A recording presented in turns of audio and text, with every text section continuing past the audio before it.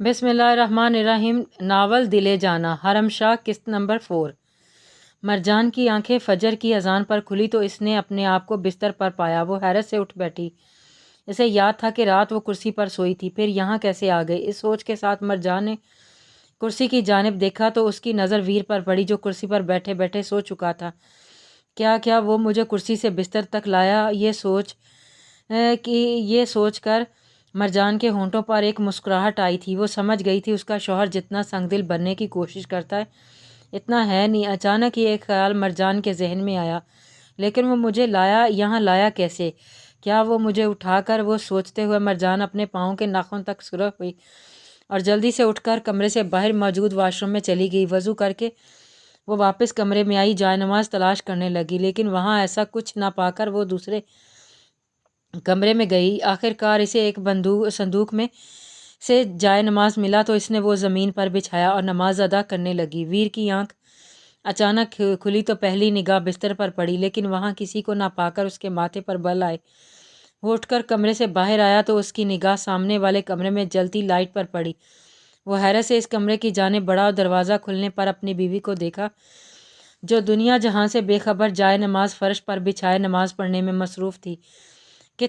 ویر کتنی ہی دیر وہاں کھڑا اسے دیکھتا رہا۔ اس کے ساتھ موجود آدمی تو باقاعدگی سے نماز ادا کرتے تھے، لیکن ویر نماز نہیں پڑھتا تھا۔ اس نے 19 سالوں سے نماز ادا نہیں کی تھی۔ اچانک ہی بہت پرانا منظر اس کی آنکھوں کے سامنے فلم کی طرح چلنے لگا۔ عبداللہ بیٹا اٹھو، نماز کا وقت ہو گیا ہے۔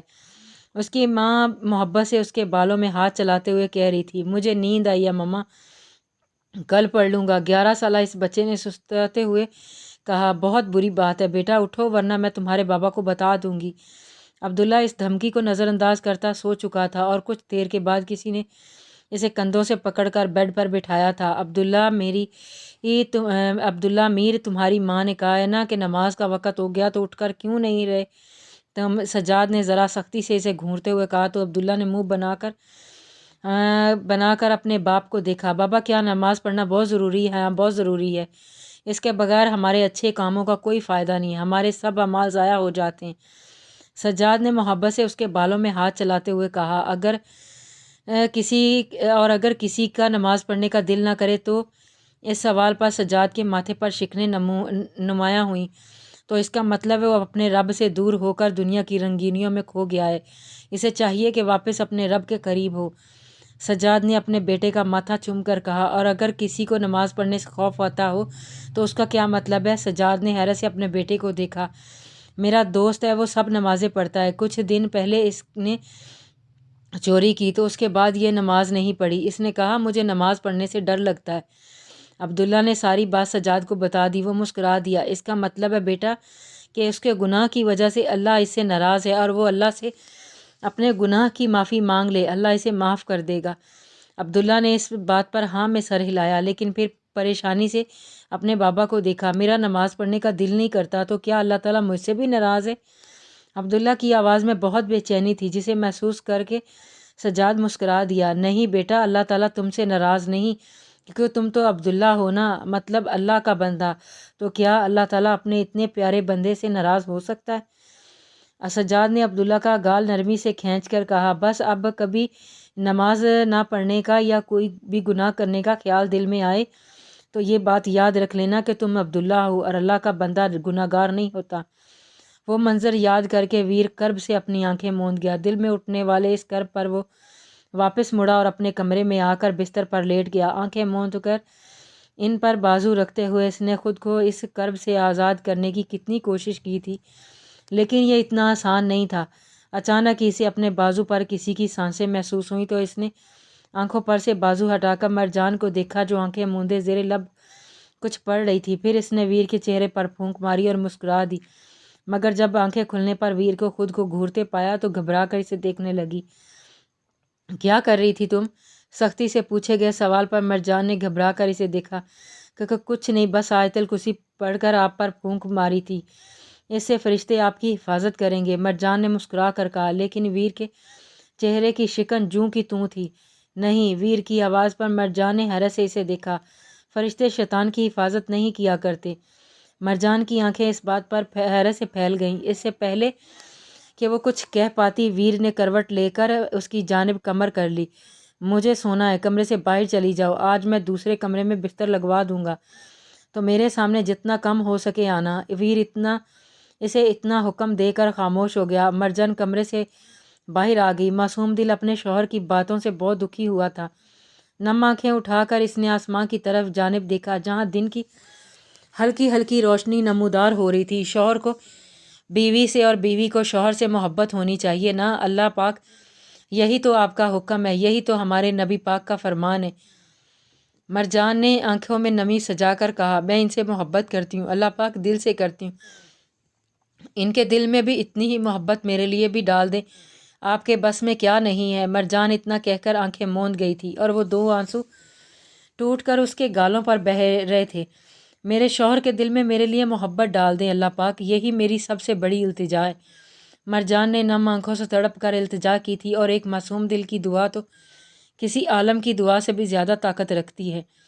صبح کا سورج نکلتے ہی ایک آدمی ویر کے پاس کافی پریشانی کے عالم میں آیا۔ اس کا کہنا تھا کہ یعقوب کی طبیعت کافی خراب ہے۔ یہ بات سنتے ہی ویر اور مرجان یعقوب کے گھر چلے گئے۔ راگا اور کال پہلے سے ہی وہاں موجود تھے اور ڈاکٹر یعقوب خان کو بچانے کی ہر ممکن کوشش کر رہا تھا، لیکن ایسا نہیں ہو سکا۔ کچھ ہی دیر بعد یعقوب خان کی تدفین کا انتظام کر دیا گیا۔ ان کے تینوں بچے ان کی موت پر دکھی تھے۔ وہ جیسا بھی تھا ان کا باپ تھا، اور آج وہ تینوں یتیم ہو گئے تھے۔ ان کی تدفین کے بعد سب آدمی ایک ساتھ جمع ہوئے تھے۔ جب ایک آدمی کھڑا ہوا اور اس نے بات شروع کی، سردار یعقوب خان کی موت کا دکھ ہم سب کو ہے، وہ بہت سالوں سے ہمارا رہبر رہے ہیں۔ اس کی بات پر باقی آدمیوں نے ثابت میں ہلایا تھا، لیکن اب ہمیں اگلا سردار چننا ہے، کیونکہ اس کے بغیر ہم بکھر سکتے ہیں۔ اس بات پر ویر نے گہرا سانس لیا۔ کتنی جلدی ہوتی ہے انسان کو ایک آدمی کے جاتے ہی اس کی خالی جگہ بھرنے کی۔ سردار یعقوب خان نے سرداری کے لیے راگا اور ویر کو چنا تھا، اور یہ فیصلہ کیا تھا کہ ہم اپنی مرضی سے ان دونوں میں سے جسے چاہیں سردار بنا لیں۔ اس آدمی نے اتنا کہہ کر راگا کی جانب دیکھا جو سینے پر بندے ہاتھ باندھے ایک کونے میں کھڑا تھا۔ راگا، اس کے پکارنے پر راگا اس کے پاس گیا تو اس آدمی نے ویر کو دیکھا جو سر داہ بھر کر راگا کے ساتھ کھڑا ہو گیا تھا۔ اب یہ آپ کا فیصلہ ہوگا کہ ان دونوں بہادروں میں سے ہمارا رہنما کون بنے گا۔ سب آدمیوں نے ثابت میں سر ہلا دیا۔ تو جو لوگ راگا کو سردار بنانے کے حق میں وہ اپنا ہاتھ کھڑا کر دیں۔ اس حکم پر پہلے آدمیوں نے ایک دوسرے کو دیکھا، پھر کوئی 30 کے قریب آدمیوں نے ہاتھ کھڑا کیا۔ اس آدمی نے ان کی گنتی کی اور پھر انہیں ہاتھ نیچا کرنے کو کہا۔ اب وہ لوگ ہاتھ کھڑا کریں جو ویر کو سردار دیکھنا چاہتے ہیں۔ اس بار آدمیوں نے ایک دوسرے کے کانوں میں سرگوشیوں میں اور تقریباً 50 کے قریب آدمیوں نے اپنا ہاتھ کھڑا کیا۔ یہ دیکھ کر راگا کے ہونٹوں کو ایک مسکان نے چھوا اور اس نے اپنا ہاتھ ویر کے کندھے پر رکھا۔ تو آج سے ہمارا سردار ویر ہوگا ماڑا، اور مجھے یقین ہے یہ ہمارے لیے بہترین سردار ثابت ہوگا۔ راگا کی بات پر سب نے ثابت میں سر ہلا دیا۔ کچھ کہنا چاہو گے لالے کی جان؟ راگا کے جواب پر ویر نے ایک نظر اسے دیکھا، پھر سب آدمیوں کی جانب متوجہ ہوا۔ جانتا ہوں آپ سب نے مجھے سردار کیوں چنا، کیونکہ آپ سب مجھے بچپن سے جانتے ہیں، جبکہ راگا کو میں 1 سال سے۔ ویر کی بات پر سب آدمیوں نے ہاں میں سر ہلایا۔ آپ سب کو لگتا ہے کہ میں آپ کے لیے بہترین ثابت ہوں گا، لیکن مجھے ایسا نہیں لگتا۔ راگا کے سمیت سب نے حیرت سے ویر کی جانب دیکھا۔ میں وہ کبھی نہیں ہو سکتا جو راگا ہے۔ ویر نے ایک نظر اپنے ساتھ کھڑے راگا کو دیکھا جو حیرت سے اسے دیکھ رہا تھا۔ میں نہ تو اس کی طرح شفاق ہو سکتا ہوں، نہ ہی اتنا چلاک ہو سکتا ہوں، کہہ کر ویر لوگوں کی جانب متوجہ ہوا۔ اسی لیے میرے خیال میں سب سے بہترین سردار میں نہیں راگا ہو سکتا ہے، جو ہمارے دشمن کی ہر سازش سے بچانے کی طاقت رکھتا ہے۔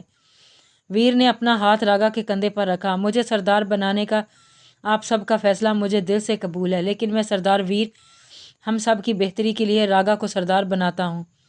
امید کرتا ہوں آپ سب کو میرے فیصلے سے کوئی اعتراض نہیں ہوگا۔ ویر کی بات پر سب آدمی ایک دوسرے سے سرگوشی کرنے لگے۔ پھر ایک آدمی کھڑا ہوا۔ آپ کا حکم سر آنکھوں میں سردار ویر، آپ نے بہتر ہی سوچا ہوگا۔ آج سے راگا ہم سب کا سردار ہے۔ سب لوگوں نے متفق ہو کر ثابت میں سر ہلایا۔ کچھ دیر کے بعد ہی چھوٹی سی تقریب کی گئی اور راگا کی دستار بندی کر کے اسے اگلا سردار چن لیا گیا۔ شام تک وہ لوگ وہیں رہے تھے۔ اندھیرا ہونے پر جب ویر گھر واپس جانے لگا تو اس کے کان میں راگا کی آواز پڑی۔ ویر راگا کے پکارنے پر ویر نے پلٹ کر اسے سوالیہ نظروں سے دیکھا۔ تم نے ایسا کیوں کیا ویر؟ اپنی جگہ مجھے سردار کیوں بنوایا؟ کیونکہ تم ہر لحاظ سے اس کے اہل ہو، ویر نے سنجیدگی سے کہا تو راگا مسکرا دیا۔ کبھی تمہیں مجھ پر اور کال پر بھروسہ نہیں تھا تو میں اب کیا سمجھوں کہ تمہیں مجھ پر بھروسہ ہو گیا ہے؟ راگا نے مسکرا کر کہا۔ اگر بھروسہ نہ ہوتا تو میں ایسا نہیں کرتا۔ راگا نے ہاں میں سر ہلایا۔ ہم ایک جٹ ہو کر کام کریں گے ویر، ایک دوسرے کی طاقت بن کر دشمنوں کو نستہ نابود کر دیں گے۔ ویر نے ثابت میں سر ہلایا۔ مجھے اس سے فرق نہیں پڑتا، تمہارے دل میں جو آئے کرو۔ میری زندگی کا بس ایک ہی مقصد ہے کہ میری وجہ سے ہر کوئی تکلیف میں رہے، اور جب تک میرا یہ مقصد پورا ہوتا رہے گا تو تم سردار رہو گے یا کوئی اور، مجھے فرق نہیں پڑتا۔ راگا نے اس کی بات پر مسکرایا۔ تو زندگی سے ہر وقت بیزار کیوں رہتا ہے لالے کی جان؟ کبھی مسکرا بھی لیا کر۔ راگا نے شرارت سے اس کا کندھا تھپتھپایا۔ کیونکہ مجھے مسکرانے سے نفرت ہے، اس دنیا اس زندگی سے نفرت ہے۔ اتنا کہہ کر ویر اپنے گھر کی جانب چل دیا، جبکہ راگا وہیں کھڑا اس عجیب آدمی کے بارے میں سوچتا رہا جسے سب ویر کہتے تھے۔ یعقوب خان کو گزرے 1 ہفتے سے اوپر کا وقت ہو چکا تھا اور مرجان آج اپنے گھر واپس آئی تھی۔ اتنے دنوں سے وہ اپنی ماں اور بہن بھائیوں کے پاس ہی تھی، لیکن آج الماس نے ایسے اس کے گھر جانے کا اور اپنے شوہر کا خیال رکھنے کا حکم دیا تھا۔ اسے اپنے باپ کے مر جانے کا کوئی بہت غم نہیں تھا، وہ بہت اچھا باپ ثابت نہیں ہوا تھا، لیکن تنہا اور بے سہارا ہونے کا خوف ان سب پر حاوی تھا۔ فی الحال مرجان کی سب سے بڑی پریشانی اس کا بھائی دلاور تھا، جس کی بیماری اس کے لیے خطرناک ثابت ہو سکتی تھی، لیکن کوئی بھی کیا کر سکتا تھا؟ اس کا علاج اس چھوٹے سے گاؤں میں تو ناممکن ہی تھا۔ گھر میں داخل ہوتے ہی مرجان اس کمرے میں آئی جہاں چند صندوق اور باورچی خانے کا سامان تھا جو ایسا لگ رہا تھا کہ صدیوں سے استعمال نہیں ہوا۔ ہوتا بھی کیوں؟ ویر کو کھانا ان کے گھر سے ہی جاتا تھا، لیکن اب مرجان ایسا نہیں چاہتی تھی۔ وہ اس گھر کو اپنا گھر بنا کر سنوارنا چاہتی تھی۔ اس نے دوپٹہ اتار کر کمر پر باندھا اور گھر کی صاف صفائی کرنے لگی۔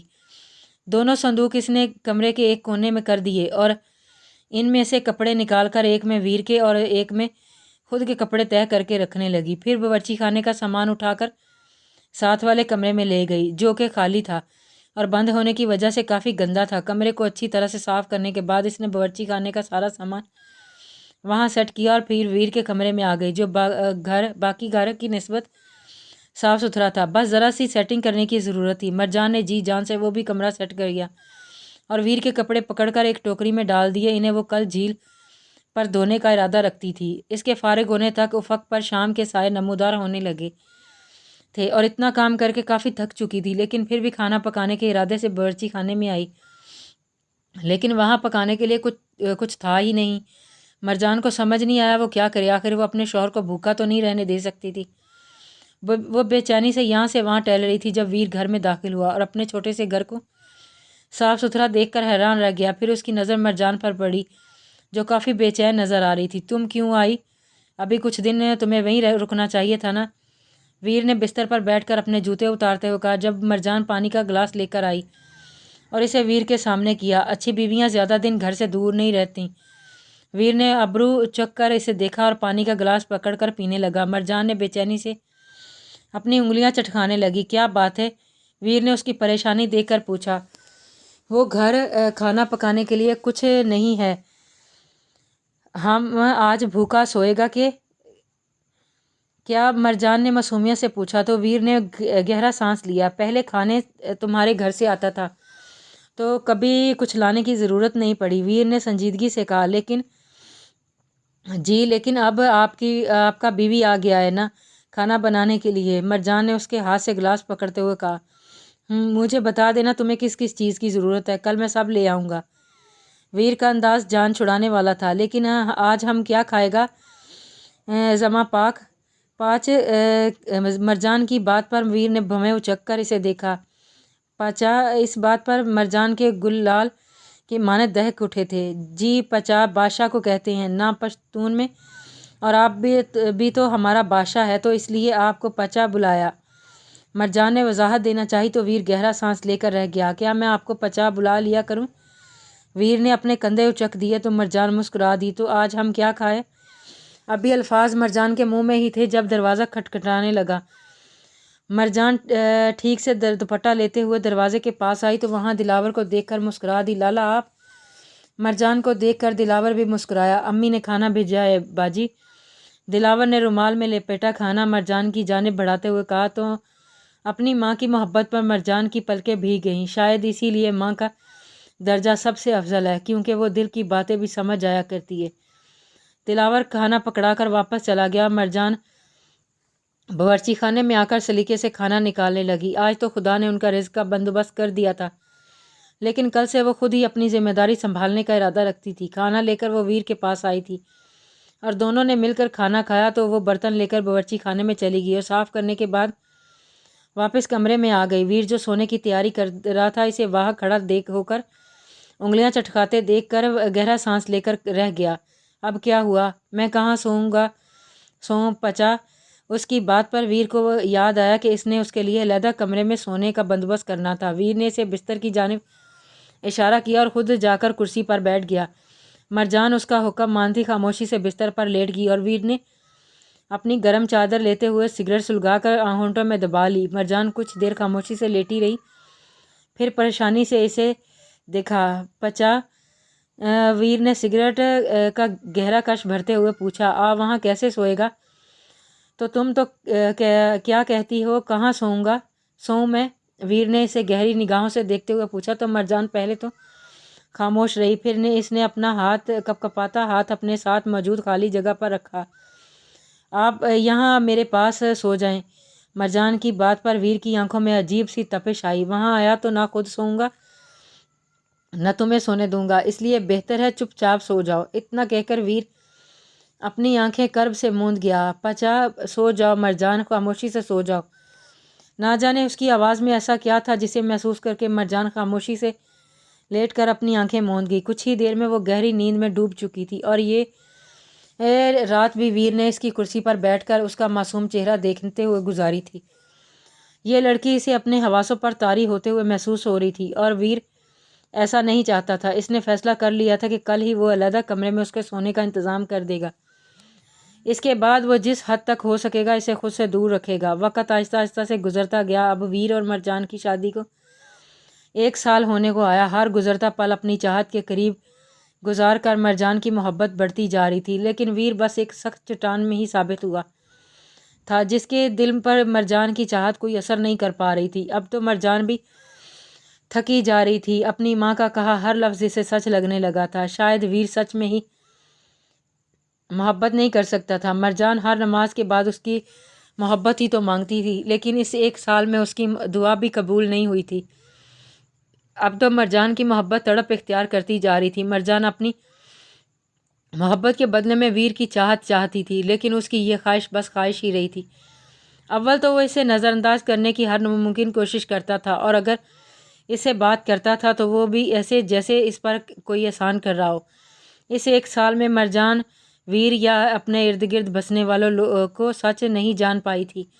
اس کے لیے ویر ایک عام سا شخص تھا جو ہر گناہ سے پاک تھا، لیکن سچ تو وہ جانتی ہی نہیں تھی کہ اس کا شوہر انسان کے روپ میں ایک درندہ تھا۔ ویر راگا اور کال کا ان کے ہر کام میں ساتھ دیتا۔ وہ دہشت پھیلانے ان کے ساتھ تو نہیں جاتا تھا، لیکن ان کو انفارمیشن اکٹھی کر کے دینا اور دھماکے میں استعمال ہونے والا بم بنانا ویر کا ہی کام تھا، جبکہ راکا اور کال ویر کی دی گئی انفارمیشن اور بم استعمال کر کے دہشت پھیلاتے تھے۔ سب صبح صحیح چل رہا تھا۔ عوام، فوج، حکومت سب ان کی وجہ سے پریشان تھے۔ راگا نے ایک آدمی سلطان کے ساتھ کام کرنا شروع کر دیا تھا۔ ان تینوں نے سلطان کو دیکھا تو نہیں تھا، لیکن وہ اپنے کاموں کے بدلے انہیں ہتھیار اور پیسہ دیتا تھا، جو راگا کے لیے کافی تھا۔ ویر کو بھی اس راگا سے کوئی مسئلہ نہیں تھا، لیکن بس اس نے راگا کو محتاط رہنے کا کہا تھا۔ آج بھی راگا کچھ آدمیوں کے ساتھ سلطان کا ہی کام سر انجام دینے گیا ہوا تھا۔ ویر کال کے ساتھ معمولات طے کر کے گھر واپس آیا اور جب اس کے کانوں میں مرجان کے کھلکھلانے کی آواز پڑی، گل اب تو تھوڑی بڑی ہو جاؤ، تم ایک چھپکلی سے ڈر گیا، کھا تھوڑی جاتا ہے وہ تمہیں، مرجان نے ہنس کر کہا اور پھر ہاتھ میں پکڑی قمیض پر کڑھائی کرنے لگی۔ وہ اور گل مرجان کے کمرے میں بیٹھی کڑھائی کرنے میں مصروف تھیں۔ ہاں کیا پتہ سچ ہی کھا جاتا، پھر اتنا پیارا بہن کہاں سے ملتا تمہیں، گل نے منہ بنا کر کہا تو مرجان پھر سے ہنس دی۔ شکر کرو تم بہت حسین ہو، ورنہ خود کو شیشے میں دیکھ کے بھی ڈر جایا کرتا تم۔ مرجان نے گل کا گلابی گال نرمی سے چھوا۔ باجی؟ مرجان کا سارا دھیان کڑھائی پر تھا۔ تمہیں ویر لالا سے ڈر نہیں لگتا؟ گل کے اس سوال پر باہر کھڑے ویر کے ماتھے پر بل آئے۔ نہیں، ڈر کیوں لگے گا؟ وہ میرا شوہر ہے اور شوہر سے ڈر لگتا ہے کیا؟ مرجان کی آواز پر ایک سایہ سا ویر کے چہرے پر آیا تھا۔ مجھے تو بہت لگتا ہے، لالا سامنے آتا ہے تو ایسا لگتا ہے میرا روح ہی جسم سے نکل جائے گا۔ گل کی آواز میں ایک ایسا خوف تھا۔ تمہیں تو ہر چیز سے ہی ڈر لگتا ہے، مرجان نے مسکرا کر کہا۔ پھر افسردہ سی اس کے چہرے پر آئی۔ تمہیں پتہ ہے گل، وہ بہت اچھا ہے، اس دنیا کا سب سے اچھا انسان، میرا خیال رکھتا ہے، مجھ پر ویسے ہاتھ نہیں اٹھاتا جیسے ابا اماں پر اٹھاتے تھے، اور مجھ پر ظلم نہیں کرتا بس۔ مرجان کے خاموش ہو جانے پر گل نے اس کے ہاتھ پر اپنا ہاتھ رکھا۔ بس وہ مجھ سے پیار نہیں کرتا گل۔ مرجان نے اپنے آنسو چھپانے کے لیے اپنا سر جھکا لیا اور باہر کھڑا ویر اپنی مٹھیاں بیچ کر رہ گیا۔ اسے تو لگا تھا محبت اور پیار کا بھوت مرجان کے سر سے اتر گیا ہوگا، لیکن وہ ابھی بھی اسی بکواس کو دل سے لگا کر بیٹھی تھی۔ ویر غصے سے دروازہ کھول کر کمرے میں داخل ہوا تو دونوں بہنیں گھبرا کر کھڑی ہو گئی تھیں، جبکہ گل تو خوف سے سانس لینا ہی بھول گئی تھی۔ پاپا کیا ہوا؟ کچھ چاہیے کیا آپ کو؟ مرجان کے سوال کا ویر کے پاس کوئی جواب نہیں تھا۔ اس سے پہلے کہ وہ اسے کچھ کہتا، ان کا گھر کا دروازہ کسی نے بری طرح سے کھٹکھٹایا۔ ویر باہر آیا تو کال کو پریشان حالت میں وہاں دیکھ کر اس کے ماتھے پر بل آئے۔ کیا ہوا کال، اتنے گڑبڑائے ہوئے کیوں ہو؟ ویر، وہ کال ایک پل کو رکا اور اس نے تھوک نگلا۔ راگا کو فوج نے پکڑ لیا، کال نے ویر پر بمب گرایا۔ کنٹینیو، جاری ہے۔